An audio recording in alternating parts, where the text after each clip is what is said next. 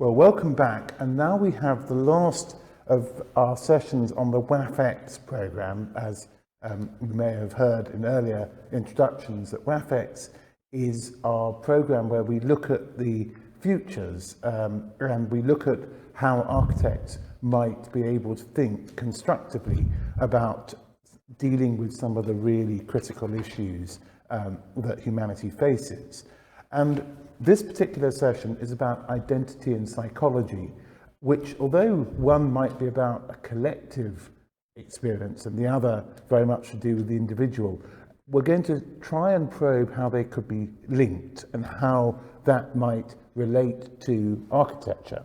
And we've got two speakers for this session. And the first is Ian Ritchie, a distinguished architect in London, founder of the Ritchie Studio. And after Ian, we have Nadia Tromp, the founder of Nsika Architects, who will speak to us from South Africa. So, Ian, would you like to start? Thank you, Jeremy. Architects throughout history have excelled at being storytellers. And through architecture, they have created a compendium of our humanity and a history of how societies have been shaped through their architecture and how they actually shape them. Humans want meaning and seek to understand. When you look at the architecture up until the late Middle Ages, perhaps as recently as the late 19th century, one can see the embodied storytelling. It's carved in the stone, in the decoration and in the spatial hierarchy and the structure of those spaces. This gave architects the opportunity to change what people thought and what they did. Today, we see less storytelling, in fact, rarely, except of the most rudimentary kind. Today, we do not see the evidence, and that one key role of the architect, which is to mediate through his medium between the world and us. It has been lost in image, in the desire to present and create identity, and of course to profess importance, whether in the world of commerce, rude and twisting towers, or in culture through iconic museums. It is the image, not necessarily the experience, that dominates, and thus the storytelling has been all but suffocated. I would like to consider working in French culture. They say a bad day in Paris is still better than a good day anywhere else. Maybe it's due to the fact that every corner, every street, every boulevard, and every brick is somehow in its own little artwork.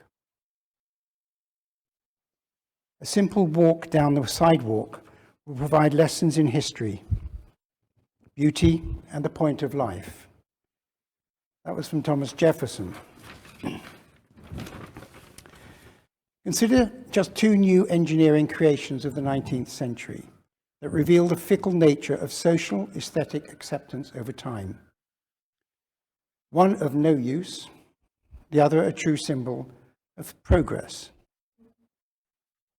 The Eiffel Tower and the electricity pylon. One derided when erected, the other welcomed with open doors when it first appeared. We all know much of the story of Gustav Eiffel's struggles, political, financial, and constructional, to realize the Eiffel Tower, alongside a continuous and hostile disapproval from all sections of society. The art critic, author Guy de Maupassant, said that I ate lunch every day at the base of the Eiffel Tower because that was the only place in Paris from which I could not see it.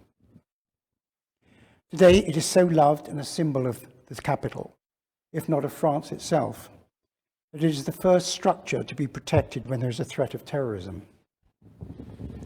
It has symbolic use now and is a scaffold for light works, but of little else in the internet age. Yet 7 million people still visit it every year. It has a story, history, and meaning. As for the humble pylon, at the beginning, loved, or at worst, quite acceptable, because it brought people electric light, The image on the left is in the Boston Art Gallery and shows the lady carrying the light. And you can see bottom left, the telegraph pole with the power cables. This humble pylon empowered people to do more, be more creative, enlarge their cultural repertoire. Power pylons of progress, symbols of a bygone age, and not considered ugly then when electric light was new. Today, of all the visible infrastructures sustaining civilization, these skeletal Goliaths stride for miles across rolling hills like grey imperious warriors joined by lines of webbing. And today they're despised, seen as aliens despoiling the countryside, and their suspended catenary cables contrary and in disharmony with the topography over which they span. And what of wind turbines? Today's Goliaths? And whereas black asphalt roads and silver steel rails slide across the countryside, marking the flow of contours, just as the viaduct's arches measure the topography like a carpenter's comb. As an architect with an intuitive sense of engineering, I have designed similar structures. The Spire of Dublin, engineered with Arup, and a new pylon for the French EDF, engineered by my own firm, Rice Francis Ritchie. The Spire harvested a basket full of names, as well as being derided for being a waste of money, and did not even offer a ride to the top. At least the Eiffel Tower did that.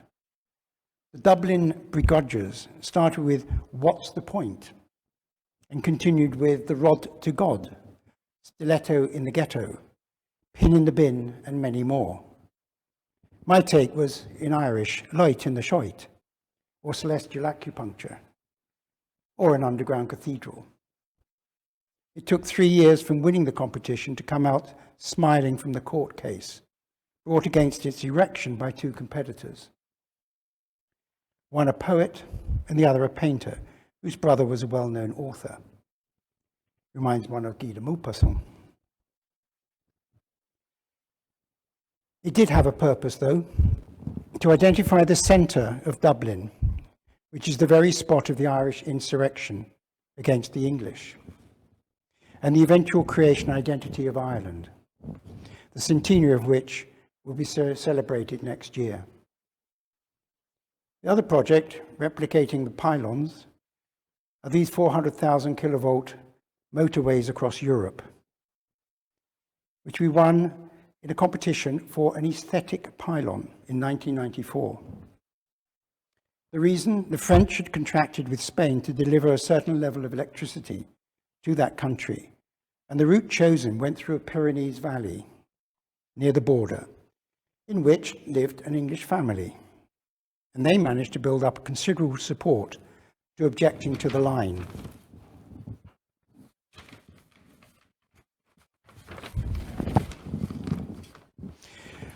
I argued that it was not so much the pylons that were ugly, but the people heard conspiracy rumours that living near or under high voltage lines could harm health. And of course it referred to the lines, not the objects. The first pair, built in 2000, supported 400,000 kilovolt lines of a span of over 500 meters across the Rhone in the south of France. At this voltage level, it's too expensive to bury, to hide. And they were designed to be erected in pairs or singly, and could be placed at different heights on the landscape in an attempt to make the pylons, lines, and topography have a relationship with each other. I was asked to give them a name. As they were in the form of an F, I offered in order France, to which there was a non. Faraday was considered too English. Fuck, maybe non. And eventually fougère, fern. And that is what they are called now. This little talk was to explain the value of narrative, that language is at the core of all meaning, and architecture carries that language. Thank you. Nadia, would you like to start your presentation. Thank you very much. I'm an architect based in Johannesburg, as you said, and I'd like to talk about one of the landmarks within Joburg. In 2015, the Guardian newspaper called Joburg's Ponty City the tallest, grandest urban slum in the world. Like something out of a sci-fi movie, this brutalist skyscraper, 54 stories tall, looms over Joburg like an all-seeing eye. When one looks at the Joburg skyline, the Ponty Tower is an unmistakable landmark in the landscape. Designed in the 1970s by architect Rodney Kroskopf, it was the height of aspiration for apartheid's ruling white minority at the time. Next slide, please. In 1976, this Ponty City, Africa's most glamorous and tallest residence, opened in downtown Johannesburg. Ponty City was built for yuppies who flocked to the city from all over South Africa and even from Europe. Next slide. It was reserved for the wealthy. The 3-story penthouses had wine cellars, saunas, and jacuzzis, and was reserved for whites. Due to apartheid laws, it was illegal for blacks to live in the city, and the only black residents were servants, whose quarters were on the lower floors. Next slide. Almost as soon as it opened, however, Ponty City began to decline. In this same year, 1976, Soweto, the largest township in South Africa, was burning in protest to the introduction of Afrikaans as the medium of instruction in local schools, to further culturally subjugate Africans.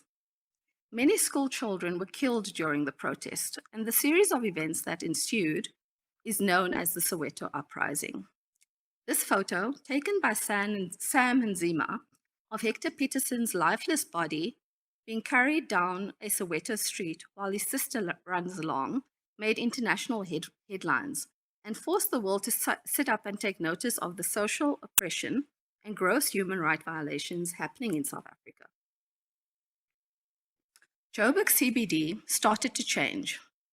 With white residents moving to the suburbs, landlords were willing to turn a blind eye to the law as those black people who could afford it started moving into the city to be close to the economic opportunities.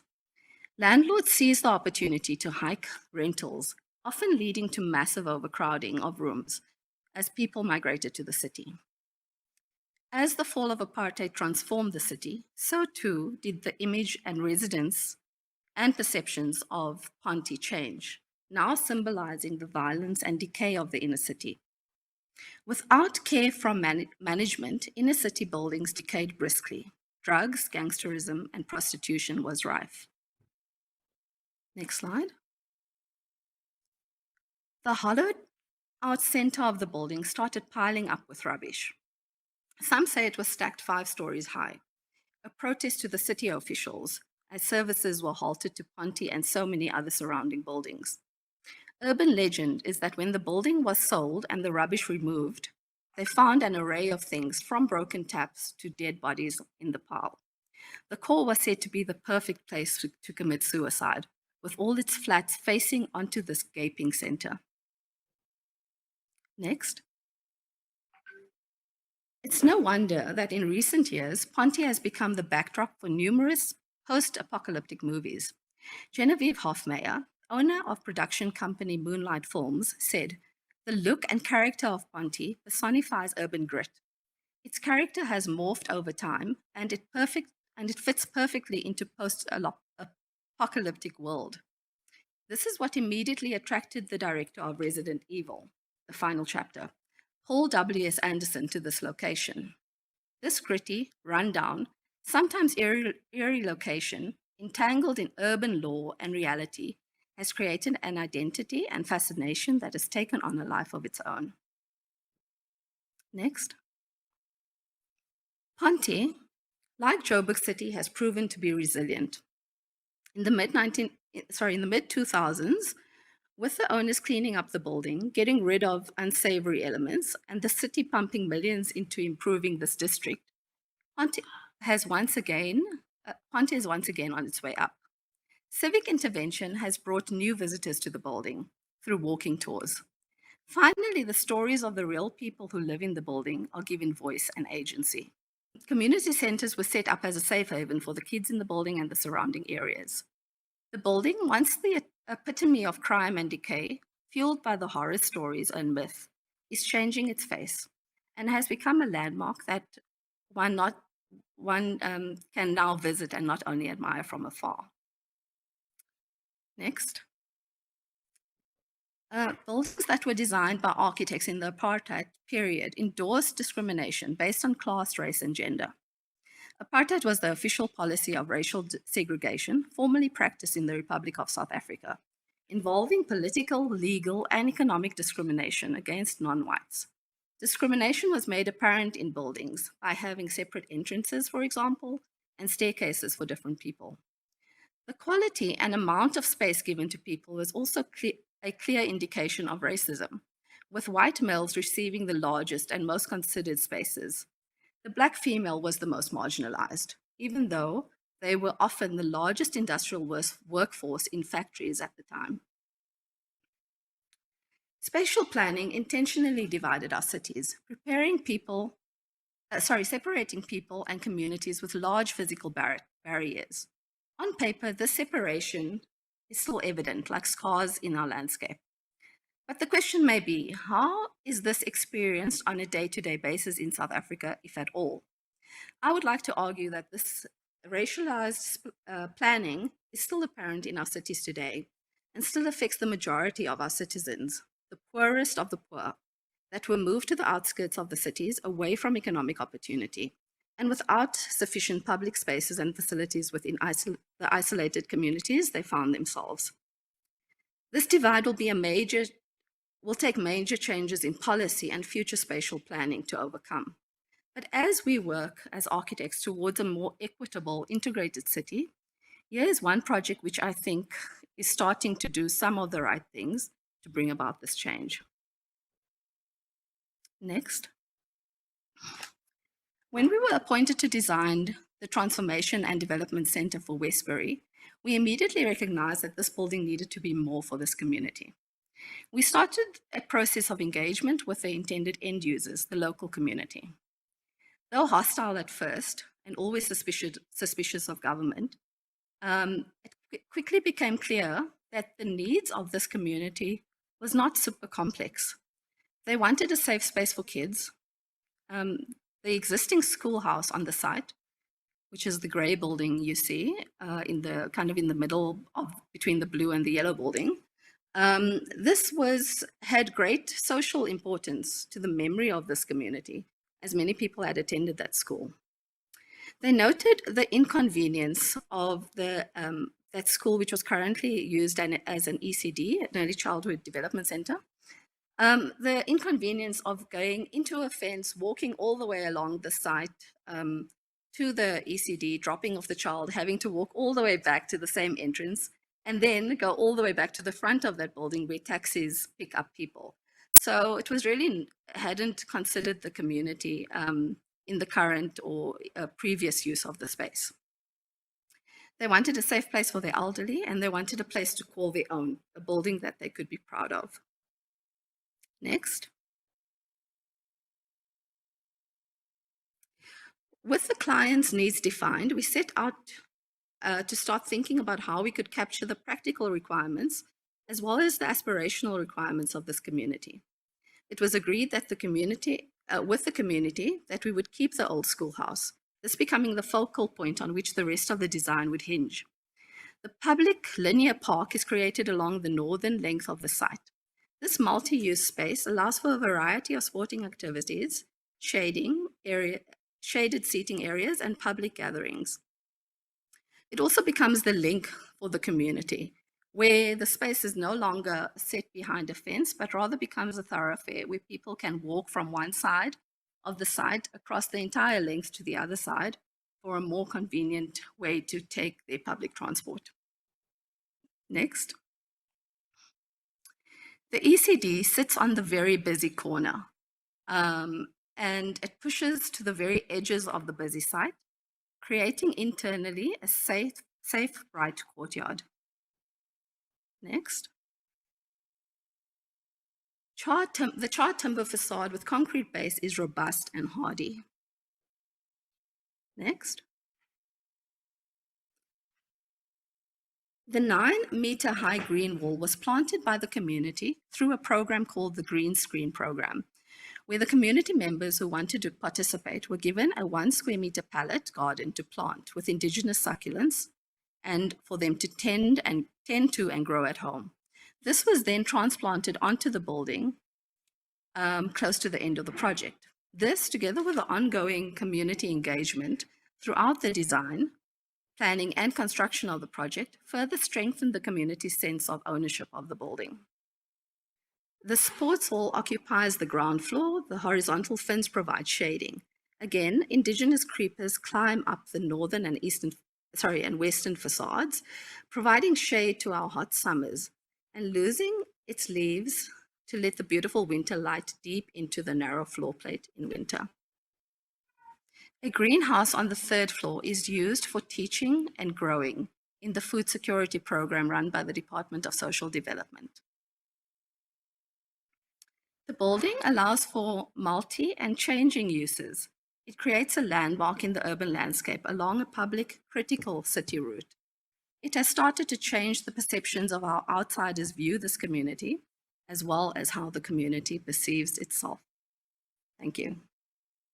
One of the things that strikes me about both Ian, your presentation, and Nadia, yours, is you're talking about how you create a narrative, and particularly how you create a narrative out of social need, either the provision of electricity, or in Nadia, in your case, the provision of certain sorts of social service for a troubled or a community, a deprived community. And I wonder if I could ask you both, perhaps Ian first, to talk a little bit about how a narrative might be a way of engaging in a more profound way with a community and its needs than a simple image. The difficulty with an image is that someone like Maupassant can say, I don't like it. I think the first thing is we're now in a context where we have global and local. And when one looks at the global, there's a recognition that climate is the big number. And that goes to the local level as well. But the local level is so diverse and the needs so different in every part of every community almost, that you cannot move with a drawing or a design until you've engaged with a conversation, listened and understood the genuine human context that you're operating in. And once you do that, and then you come up with the newer ideas, the new is always a bit dangerous because if you ask a community what they want, they can only rely on what they know. Very rarely do you get the community that comes forward beyond their level of thinking, if you like, to understand that something new could happen. That's often the role of architects and others, to bring that sort of thinking to a community. And that is part of the narrative exchange. So you learn about their history, you learn about their context, you bring new ideas inserted into that narrative, and you end up with a new narrative from which you can then begin to design. Yes, yes. And Nadia, with your project you just shared, obviously you were having to talk to the community, but did you find that there was a general agreement between members of the community, or were there incredibly diverse and sometimes perhaps contradictory aspirations for what this project should do? Yeah, I mean, I think I like what Ian just said, and I agree with that completely. I mean, I think when you work with communities to have a sustainable project, you need to definitely have the community on your side or believing or engaged in this project. And that's critical, in my view, for having any successful community project. But to answer your question, I think that there's a lot of teaching that needs to happen when doing community engagement, and I think that's definitely a very serious role of the architect, is to educate the end user and sometimes even the client of the different views that one can take on the project. And I think also that it becomes for us working within communities and trying to do sustainable architecture, and when I say sustainable, I mean communities buy into projects so that the projects can live beyond just the initial use of the project. For that to happen, one would often need to kind of stretch the program even, and really kind of express to the end user that this project could be more than just a community center or a clinic. It actually has much more meaning in the urban context. Yes.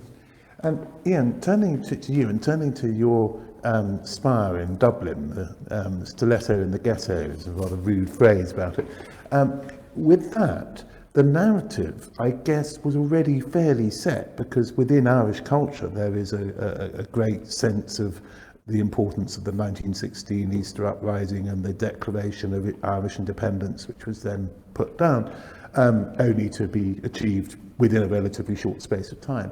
So you're working with a narrative there that already exists. Did you feel you had to somehow unpick it and reconstitute it, or was it fully formed and workable in the sense you received it?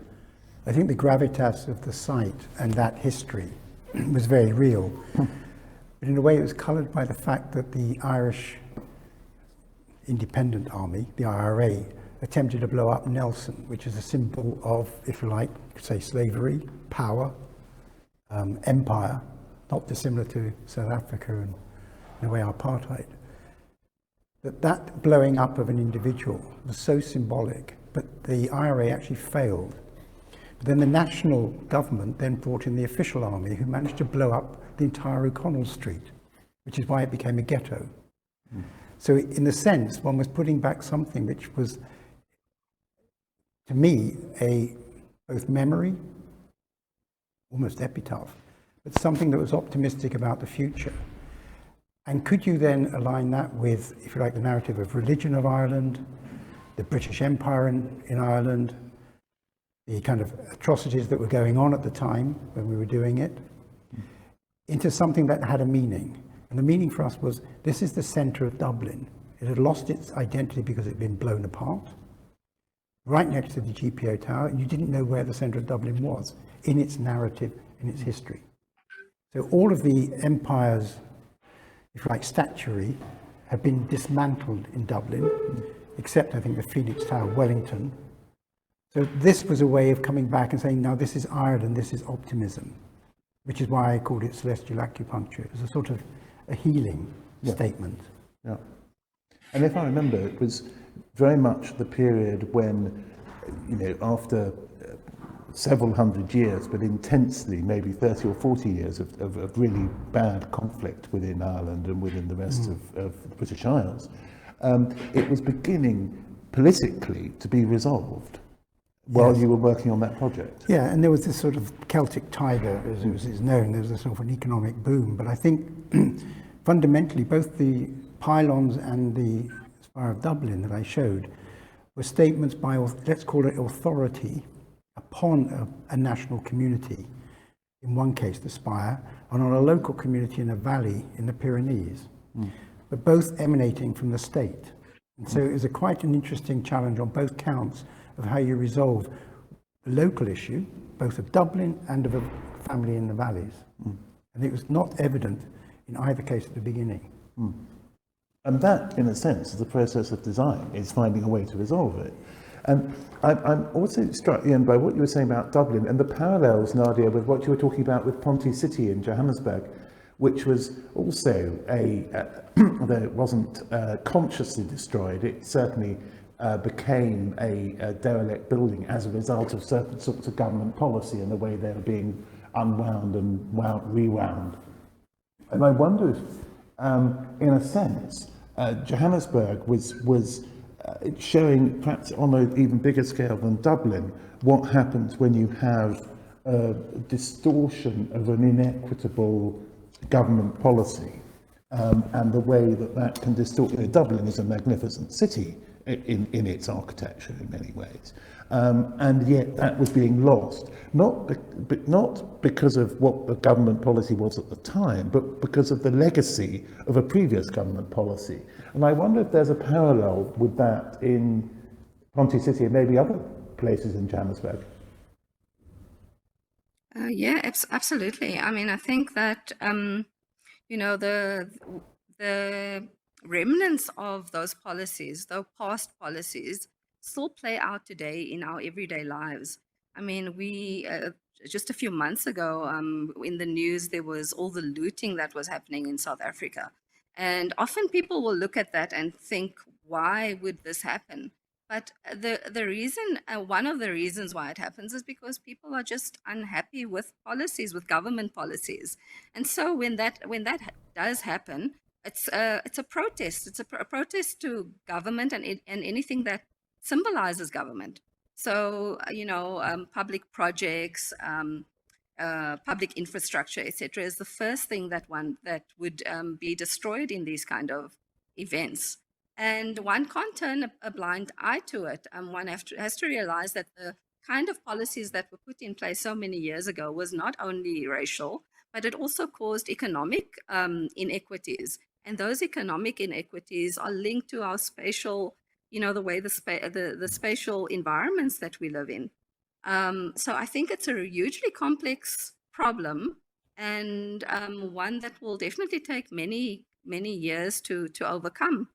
I don't know what the answer is, and I think it may come down to kind of a more holistic approach to how one looks at cities and trying to get all voices heard within that discussion. And that surely is as much a political as an architectural problem, in the sense that, one of the reasons, I guess, why protests happen, not just in South Africa, but in other locations, is because the political process, through expressing discontent with what's going on, is shown to be inadequate. And so the only way the social energies that are repressed can be expressed is through some form of extra political activity, such as violence, which is, of course, what happened in Ireland as well. Yeah. I think there's another dimension to this, if like the identity and psychology, and that is brought it very clear because of the legacy of apartheid. There's the history, the context of history is so real, and yet when one is a student of architecture, you sort of look at a history of architecture rather than history of nation or society. Far too focused, in my opinion. And I think this, let's call it the climate moment in the world now, will impact on, let's say, the historians of architecture and urbanism, the heritage groups. We're going to have to confront something quite serious, I suspect. Whether they're woken up to it or not, I don't know. But I think when we were doing, certainly, the work in Dublin, the challenge with the begrudgers, if you like, coming up with their phrases, because Ireland is, if you like, a literary society. They're very good with their words and their wit. They were actually getting at the point about the north part of Dublin was always seen as the seedy, rundown, impoverished, poor area. And somehow, this moment of putting something back that was new, that touched the edge of that area, brought those people into the city as part of the whole picture again. But at the same time, it challenged, if you like, the Georgian element, and that's why it ended up in court for 3 years.